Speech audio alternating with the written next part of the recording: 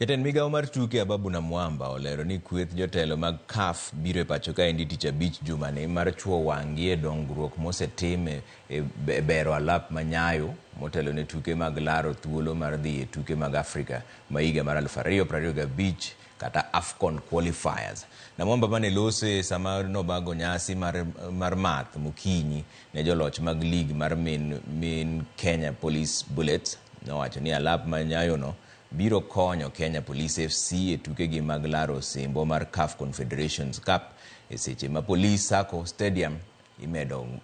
time yo maber. Bende nosingo ni migawo mar tuke dhi siro timbe duto madhi chung' ne Kenya e tuke mag oko duto.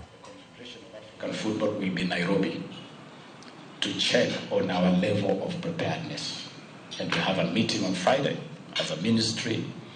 to update them, and they'll go around, they'll visit Talanta Stadium, which is the main host venue, they'll visit Nyayo Stadium, they'll visit Kasarani Stadium to check whether Kenya is ready. And we are telling Kenya and Africa, Kenya is ready to host a fantastic